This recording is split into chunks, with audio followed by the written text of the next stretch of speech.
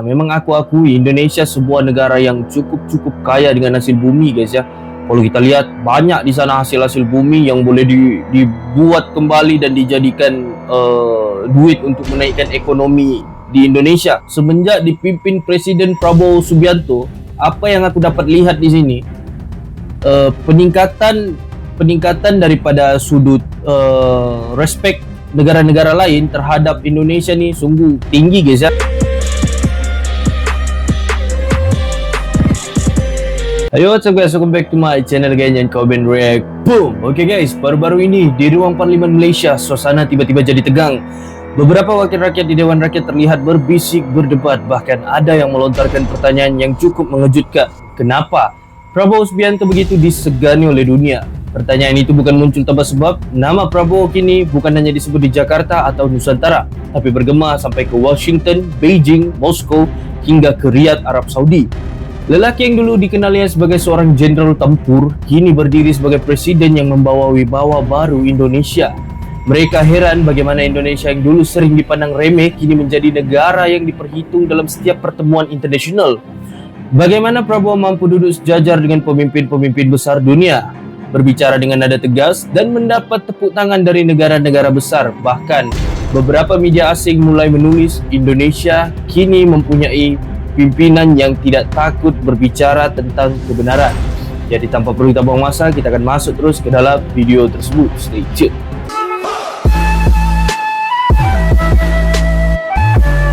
Mana Tan Sri sebut faktanya, negara ketiga demokrasi terbesar di dunia. Negara ketiga. Kalau diukur, Indonesia adalah negara majoriti umat Islam terbesar, yang demokratik terbesar di dunia.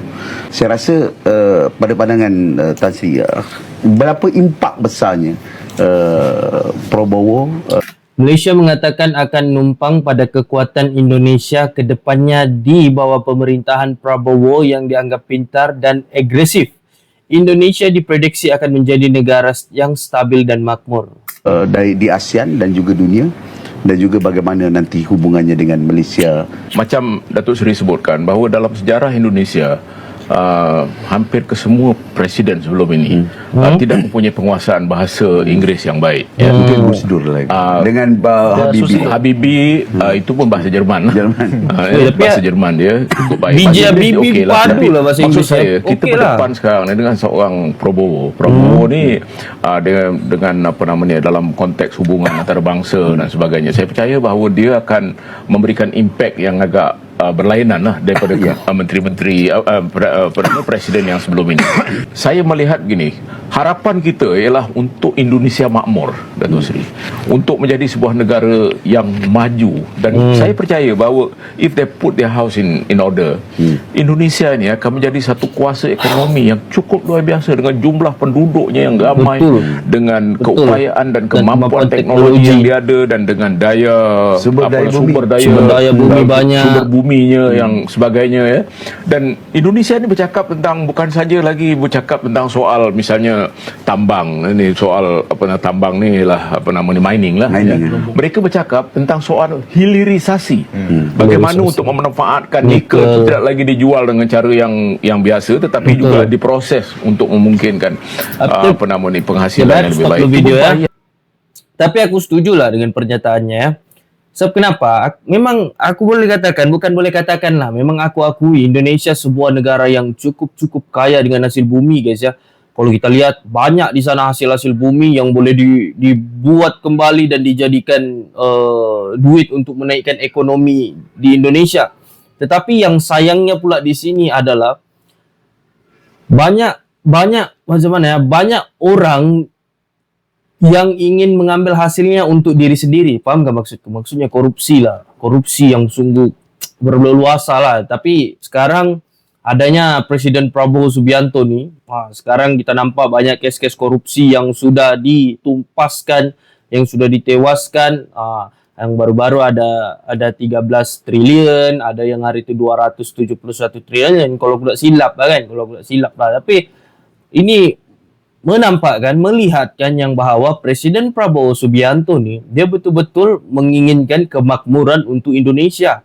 Tapi jujur, kalau mau dicakapkan tentang kekayaan Indonesia penuh dengan kekayaan hasil bumi. Oh, itu guys, kalau betul-betul diolah, dibuat ataupun dijaga oleh orang-orang yang betul-betul ingin memakmurkan Indonesia, percayalah cakapku guys.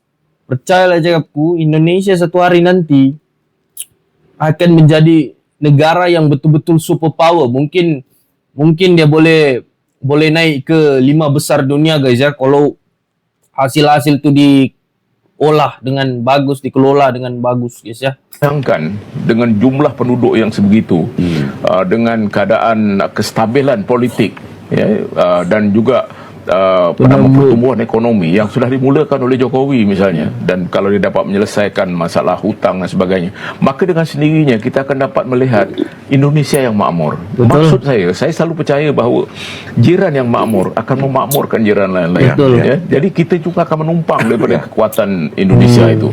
Tetapi yang saya lihat yang penting, yang baiknya ialah bahawa dengan persaingan yang positif di antara Malaysia dengan Indonesia dalam hubungan yang lebih baik, kita menjangkakan bahawa masing-masing akan cuba menunjukkan kekuatan masing-masing, dan kita akan melihat suatu pertumbuhan ekonomi bagi rantau ini yang cukup yang lebih baik. Jadi artinya bahawa Prabowo akan cuba menyelesaikan masalah dalaman, masalah domestik itu, dan dia akan memberikan tumpuan juga kepada isu-isu internasional. Jadi artinya dengan sendirinya Indonesia akan cuba memainkan peranannya semula. Saya yakinlah. Indonesia sebagaimana Betul lah apa yang Tan Sri tadi sebutkan ya.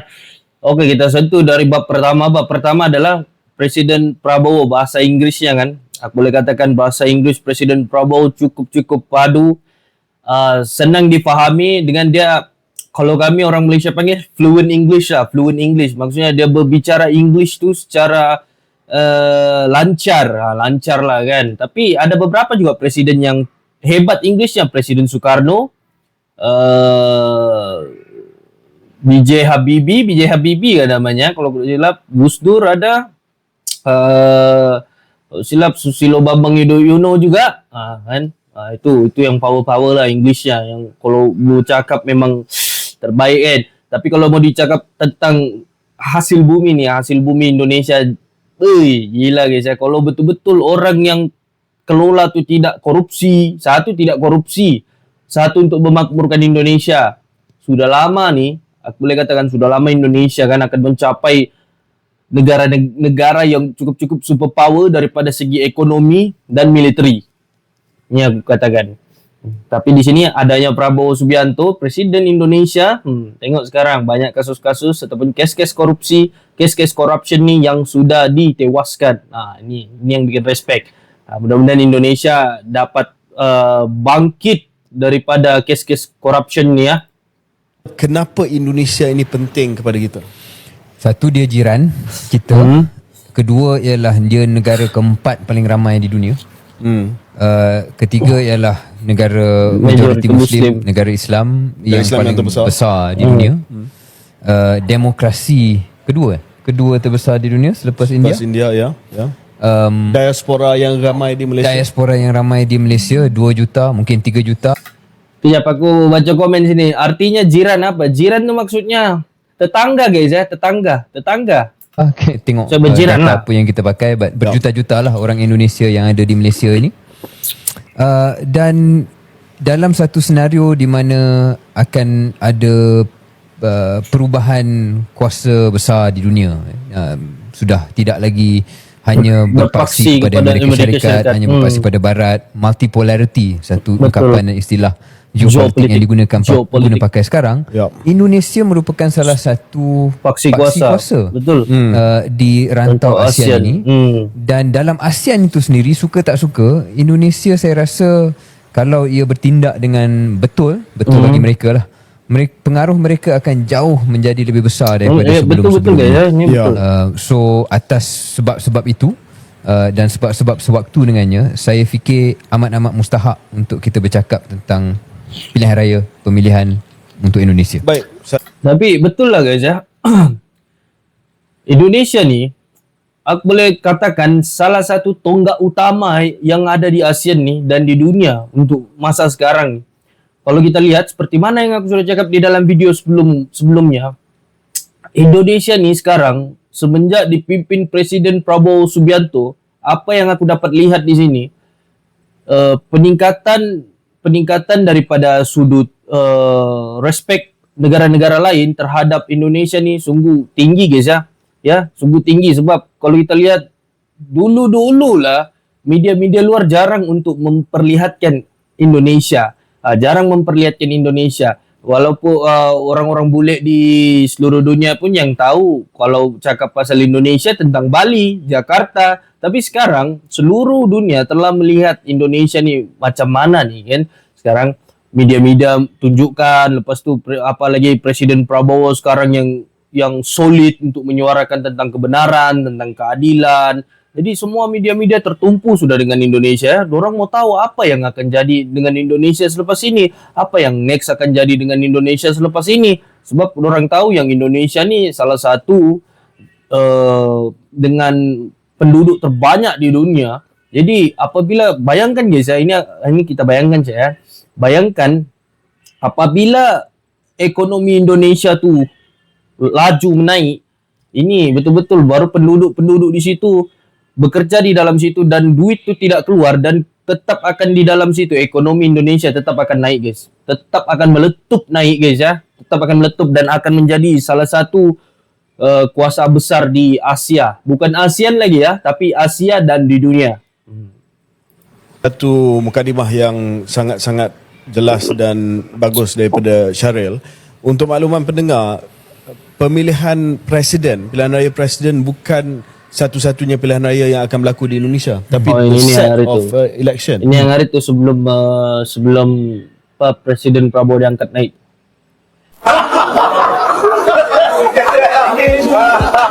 Presiden Prabowo canda tawa sangat lucu. Tengok ni kan, ni Presiden Prabowo, Lawrence Wong, Perdana Menteri Singapura, Datuk Seri Anwar Ibrahim, Perdana Menteri Malaysia. Satu tu dari Vietnam kan? Perdana Menteri Vietnam. Yes. Now my friend in the spirit. Amanda.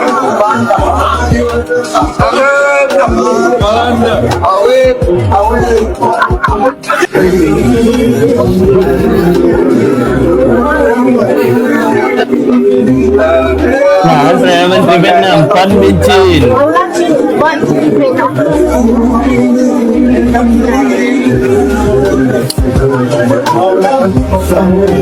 Tengok tak? Inilah yang apa aku bilang guys tentang Presiden Prabowo Subianto ni, keunikannya. Dia boleh bawa bergaul semua orang.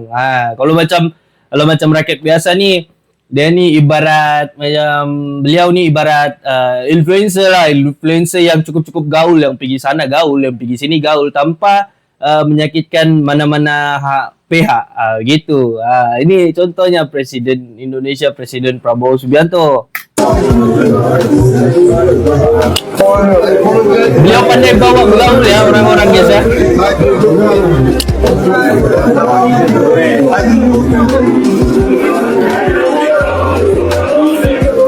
Tengok ni macam orang tengah lepak-lepak ya kan, lepak-lepak santai cerita-cerita gitu kan.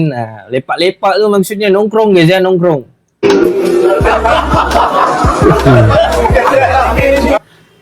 Kamu komen di bawah apa yang orang tengah cerita ni? Kenapa orang boleh ketawa-ketawa?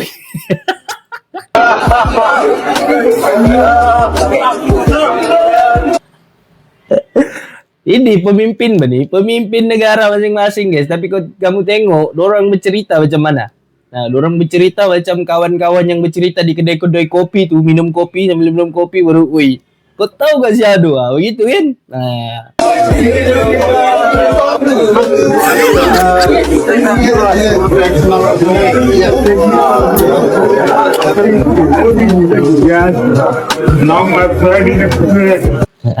Inilah tengok di sini komen-komen pun semua.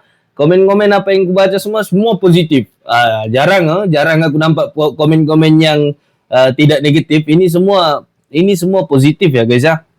Jadi kalau kita lihat di sini, Presiden Prabowo ni dia pandai bawa, beliau pandai bawa dirinya. Sebab kalau dia jumpa orang lain, dia boleh bawa diri guys, santai saja kan. Sampai gitu, dorang berjumpa macam kawan-kawan lama, lepak-lepak di kedai kopi, santai-santai sana kan. Nah, gitulah, itu baru dia. Yang dulu Pak, kalau Pak ingat. Menara Petronas menjadi tempat pertemuan hangat dua sahabat lama antara Presiden Prabowo Subianto dengan Perdana Menteri Malaysia Datuk Seri Anwar Ibrahim. Lomba kuda, lihat dulu. The race course. Nah, ini kenangan lama guys. Perjumpaan orang di Menara Petronas. Ini kawan lama memang nih.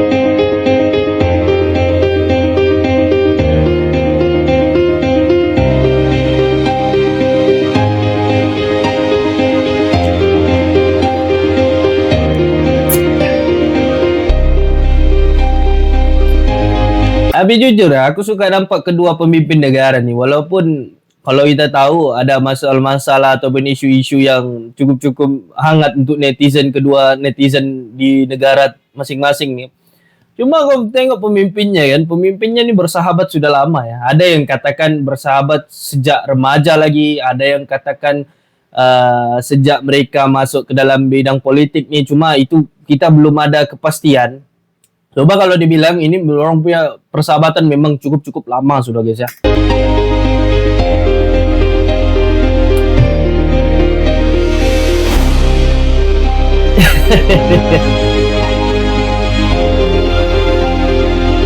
Santai ya kan.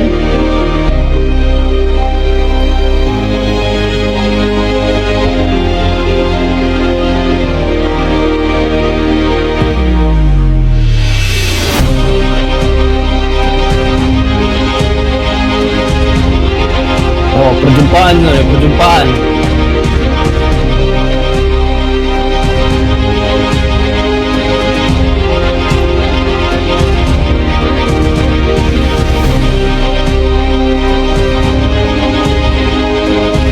Ini dorang macam mengimbau kenangan lalu lah. Sebab dorang kan bertemu tempat pertemuan dorang di Menara Petronas. Jadi dibawa jalan-jalan lah tengok-tengok. Kau ingat ke di sini nih? Nak apa ya? Ada apa di sini nih tim kita? Gitulah, kira begitulah.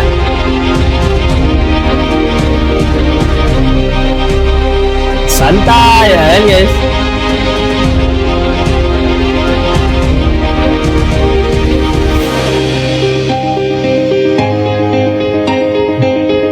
Ini apa nih? Pertukaran.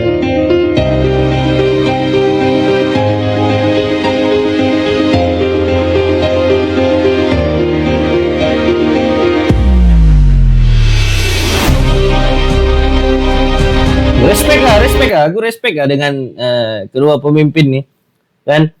Macam ibarat kalau Perdana Menteri Datuk Seri Anwar Ibrahim datang ke Indonesia disambut dengan hangat. Ibarat macam rumah kedua Datuk Seri Anwar Ibrahim lah. Dan apabila Presiden Prabowo Subianto datang ke Malaysia disambut hangat juga oleh Datuk Seri Anwar Ibrahim. Ibarat rumah kedua untuk Presiden Prabowo lah. Ini yang dapat mengukuhkan silaturahim di antara kedua negara nih. Walaupun kalau kita lihat banyak netizen yang selalu bergaduh, selalu netizen yang selalu cari pasal di antara satu sama lain, tidak kira itu daripada Malaysia kah, daripada Indonesia kah, tapi ya it's okay lah kan. Yang penting kedua pemimpin negara ni okay kan. Malaysia dan Indonesia menurut pandangan saya, keyakinan saya memiliki kepentingan yang sama. Kita pendiri ASEAN. Kita punya hubungan sejarah, kita punya hubungan darah, kita punya hubungan budaya, kita bahkan punya hubungan etnis. Kalau tidak salah, banyak pemimpin Malaysia yang masih punya keluarga di Indonesia, banyak sekali. Betul, ini betul lah guys. Sebab macam mana mau cakap ya, sebenarnya kalau dilihat, kalau daripada zaman sejarah dulu kita ni satu tempat juga, cuma dipisahkan oleh penjajahan. Kita sebenarnya saudara dekat kan, tapi dipisahkan oleh penjajahan. Pemimpin Malaysia pun ramai juga keluarga-keluarga yang ada di Indonesia, yang ada darah-darahnya di sana. Aku sebagai orang Malaysia guys, aku sebagai orang Malaysia, YouTuber Malaysia, influencer Malaysia, aku masih ada keluarga di Indonesia sana guys. Sebab aku punya nenek daripada Indonesia. Tapi aku punya beliau dari sinilah, beliau lagi. Aku punya nenek dari Indonesia. Aku tidak malu untuk mengatakan itu, walaupun aku orang Malaysia, tapi aku boleh mengatakannya nenekku dari Indonesia. Jadi bagi aku it's okay lah kan. Tapi untuk yang netizen selalu bercakap itu ini di antara Malaysia dengan Indonesia nih, itu betul-betul lah. Tapi kalau aku nih ada yang di tengah-tengah guys, di tengah-tengah aku nih. Jadi aku malas mendengar yang netizen negatif tuh. Aku lebih, kalau kamu perasan komen-komen negatif tuh jarang aku balas. Tapi kalau komen-komen positif tuh pun itu yang selalu aku balas. Hubungan ini, jadi saya merasa bahwa hal ini harus membuat hubungan antara Malaysia dan Indonesia lebih khas. Betul. There must be a special relationship Betul. between Malaysia dan Indonesia. Kita negara serumpun, kita negara suatu budaya. Sebagian besar rakyat kita agamanya satu, bahasa kita pun sebetulnya berasal dari bahasa yang sama. Betul. Tengok nih kedua pemimpin nih sama-sama. Dorang nih sebenarnya aku lihat kan di antara Presiden Prabowo Subianto dengan Perdana Menteri Malaysia Datuk Seri Anwar Ibrahim, sebenarnya mereka mau memperkuatkan lagi kembali silaturahmi di antara Malaysia dan Indonesia nih. Sebab kalau betul-betul gini kita pikir secara logik ya. Kita pikir secara logik, kenapa kita perlu berpecah belah di antara Malaysia dan Indonesia nih? Kenapa ada netizen yang ini bukan netizen, aku boleh panggil dia buzzer guys ya, buzzer di antara buzzer Malaysia ataupun buzzer Indonesia. Dorang ni paling suka kalau nampak ada sudah kes-kes sikit cak nih guys, sikit cak nih, tapi dorang boleh jadikan kes tu jadi besar. Ini namanya buzzer. Dorang tidak cari cara untuk menyelesaikan masalah tu dengan kepala yang sejuk, kepala yang dingin lah orang maksudkannya. Tapi dorang cuba cari celah sikit cak nih, dorang masuk situ, dorang akan pecahkan nih Malaysia dan Indonesia. Itu cara buzzer guys. Jadi kita kena berhati-hati. Jadi di sini kita sebagai netizen yang lebih positif, yang lebih tahu tentang apa yang terjadi, yang kita boleh terima sudut orang positif kan. Jadi kita tanggapi semua dengan positif. Jangan tanggapinya dengan negatif. Apabila kita tanggapi dengan negatif, situlah puncak kehancuran Malaysia dan Indonesia. Ada titipan dari Pak Mahathir. Oh iya?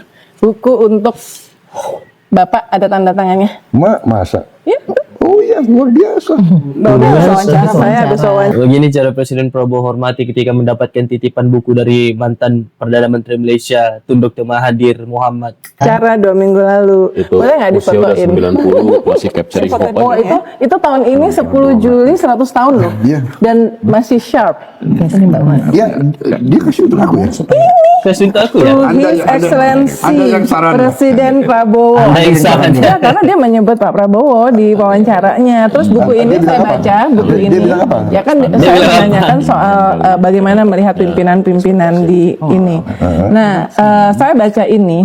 Ini kronologis tentang waktu kepemimpinan dia yang kedua 2018-2020. Very detail. Bagus juga Pak untuk menginspirasi Bapak. Jadi ngambil apa aja. 3-0 lewat Cina. Waduh, luar biasa. Saya harus bikin surat.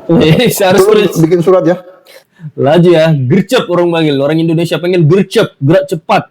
Wah, langsung bikin surat. Wajarlah kakak dan adik suka bergaduh, namun ketika ada yang menyakitimu, kita tidak akan tinggal diam. Wah. Ini rendahan bersama guys ya. Ini Indonesia dan di sebelahnya Malaysia.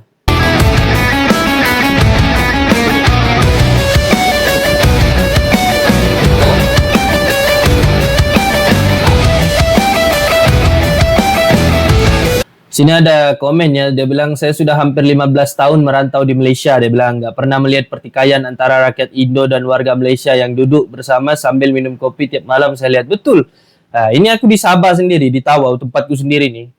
Di sini kalau kita lihat banyak bergaul sini, orang Indonesia, orang Malaysia bergaul, duduk, lepak sama-sama, cerita sama-sama. Nggak ada pun yang isu-isu. Kalau sama-sama kami nampak isu sensitif pun kami nggak habut tuh.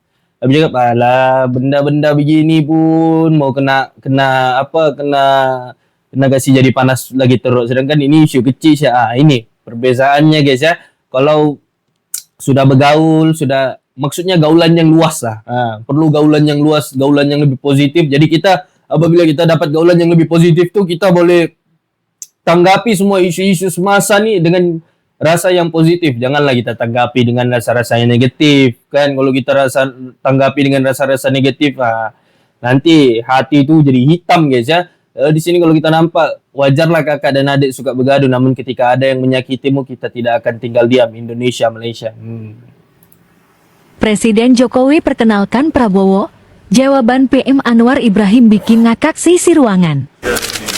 Apa nih? Oh, ini masih Presiden Jokowi lagi ya. Ibrahim bikin ngakak sisi ruangan. Sahabat bayi bapak. Saya kenal nih. Oh, oke. Ini waktu Presiden Jokowi lah. Presiden Jokowi pun dulu tahu yang Presiden Prabowo ini berteman baik ataupun bersahabat baik dengan Perdana Menteri Malaysia, Datuk Seri DPR Malaysia heran nih, kenapa Prabowo begitu disambut di Perancis sementara Perdana Menteri mereka tidak? Terima kasih Tan Sri Dipertua Yang Berhormat Menteri. 2018 Perdana Menteri Singapura Lee Hsien Loong, selang beberapa minggu 2025 Prabowo Presiden Indonesia hadir dijemput oleh Presiden Perancis ke perarakan Hari Kebangsaan Bastille Day. Mengapa Yang Amat Berhormat Tambun tidak dijemput? Malah walaupun beliau seorang pengerusi ASEAN, beliau disambut oleh seorang prefek pegawai perkhidmatan awam yang protokol jauh lebih rendah berbanding dengan Prabowo, Presiden Prabowo yang mendapat sambutan daripada Menteri Dalam Negeri Bruno Retailleau. Jadi saya lihat Yang Berhormat Menteri, liputan media berkaitan lawatan pengerusi ASEAN ke Paris tidak luas. Le Figaro, Le Monde, Le Parisien tidak membuat liputan hatta tentang syarahan perdana di Sorbonne. Jadi apakah Yang Berhormat Menteri bersetuju it was a missed opportunity untuk Wisma Putra mengangkat semula diplomasi kita ke tahap kuasa besar Perancis ini kerana kekurangan engagement yang strategik seperti yang saya katakan tadi. Kalau dari sudut pandangan aku pula, apa yang dikatakan oleh salah seorang anggota Parlimen Malaysia ni, aku lupa sudah namanya ni, YB apa sudah ni ya. Okey, kalau apa yang aku boleh katakan di sini, kenapa Presiden Perancis hari itu panggil Presiden Prabowo datang ke Perancis untuk Bastille Day tu? Sebab kan kalau kita lihat gaulan untuk Presiden Prabowo ni, dia senang bergaul guys, seperti mana yang aku sudah cakap di belakang-belakang videoku. Presiden Prabowo ni seorang presiden yang cukup unik aku boleh katakan, sebab dia boleh bergaul dengan semua orang-orang yang penting lah. Contohnya dulu Perancis tu bukannya suka dengan Palestina, tapi selepas bergaul dengan Presiden Prabowo sekarang, tengok macam mana Perancis dia memihak kepada Palestina. Inilah aura orang panggil, ada auranya lah, ada aura. Itu aku kasih simpel sikit, ada aura lah, aura tersendiri. Saya ucapkan seperti ini yang hari itu kepada sahabat dan saudara saya, saudara Prabowo Subianto yang dekat dalam masa aku ini yang video yang hari itu guys ya, sudah buat reaction yang ini nih. Terharu pernyataan Perdana Menteri Malaysia Anwar Ibrahim. Tidak banyak yang tahu bahwa Prabowo adalah sahabat setia saya yang tidak pernah meninggalkan saya ketika saya susah dulu. Ini yang hari itu pernah aku buat, tapi ini ungkapan yang jujur daripada Perdana Menteri Malaysia Datuk Seri Anwar Ibrahim tentang sahabatnya Presiden Prabowo Subianto, kerana waktu dulu ada kisah yang Perdana Menteri Malaysia ni adalah susahnya kan, cuma Presiden Prabowo waktu itu tidak pernah meninggalkan dia walaupun dia waktu susah pada waktu itu. Ini adalah contoh sahabat guys ya, contoh sahabat. Kita mau ditabrakan sama Malaysia, kita sahabat sama Malaysia. Kita satu rumpun. Yang saya jalankan dan saya umumkan adalah politik 1000 kawan terlalu sedikit, satu musuh terlalu banyak. Kami tetap pada garis non-blok, garis non-aligned. Kami tidak akan berpihak kepada blok manapun. Ini yang kami sampaikan di mana-mana. Bebas aktif. Kita ingin damai dengan semua orang. Kami terutama dengan tetangga-tetangga kita. Kita ingin selesaikan semua masalah. Ada masalah, kadang-kadang masalah garis perbatasan. Masalah ini adalah warisan dari kolonialis, warisan dari penjajah. Belanda datang dengan Inggris, dia bikin garis seenak jidatnya, dia bikin garis itu. Yang repot kita sekarang. Ya. Kita mau ditabrakan sama Malaysia. Kita sahabat sama Malaysia. Betul. Aku setuju dengan statement Presiden Prabowo Subianto nih. Kalau kita lihat dulu pun kita nih bersatu guys ya, bersatu. Tapi tiba-tiba datang pula Belanda sama Inggris nih, datang-datang, dorang pergi jajah, dorang ambil kawasan-kawasan masing-masing. Lepas tu dorang cakap, ini kawasanku, itu kawasan kau ya. Jadi pandai-pandai lah kita atur. Jadi di sini kalau kita lihat, dorang sebenarnya mau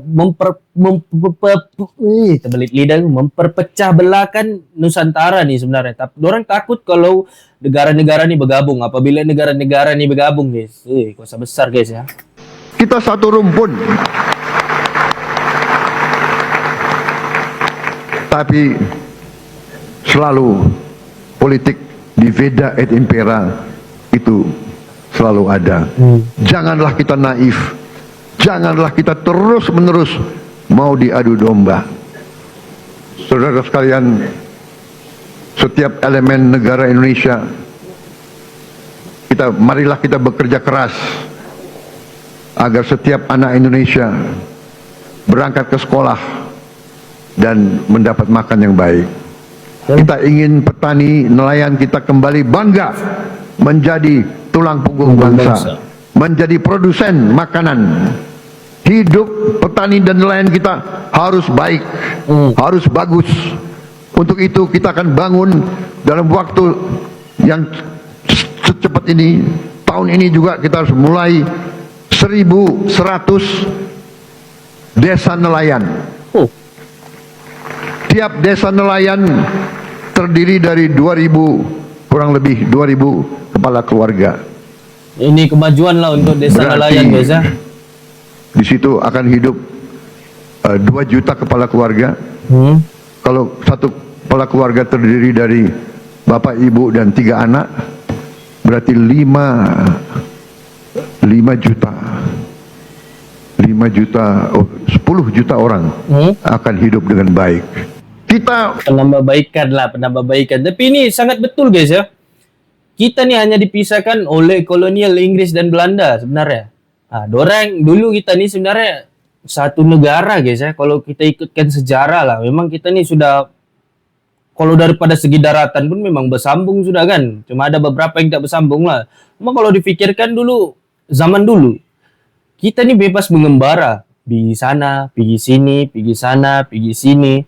Tapi datang penjajahan daripada Belanda dan Inggris nih, dorang pandai sebab dorang tahu, negara sana, negara yang besar. Kita sebenarnya negara yang besar ya kalau kita bergabung.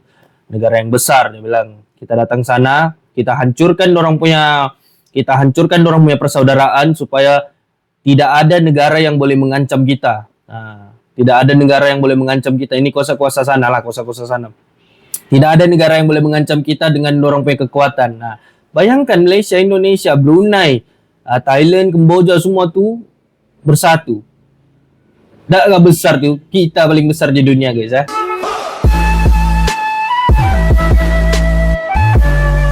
Alright guys, jadi sampai situ insyaAllah reaction aku tentang anggota DPR ataupun DPR Malaysia, Dewan Parlimen Malaysia. Heran kenapa Prabowo disegani di dunia. Jadi kalau bagi pendapat aku pula, Presiden Prabowo ni macam aku cakap, Presiden Prabowo ni mempunyai satu sifat yang unik, yang dia boleh bergaul dengan semua orang. Itu yang membuatkan orang bagi respect sama dia. Dan apa yang aku mau sentuh sikit sini adalah tentang sahabat dengan Malaysia, persahabatan dengan Malaysia. Kalau kita lihat pun Perdana Menteri Datuk Seri Anwar Ibrahim, Perdana Menteri Malaysia, dan Presiden Prabowo Subianto, Presiden Indonesia pun sudah bersahabat lama. Jadi di sini kita boleh lihat yang mereka ni ingin menyatu balikkan silaturahmi di antara kedua negara ini. Okay guys, jadi sampai sini reaction aku, dan see you in the next video and comment record.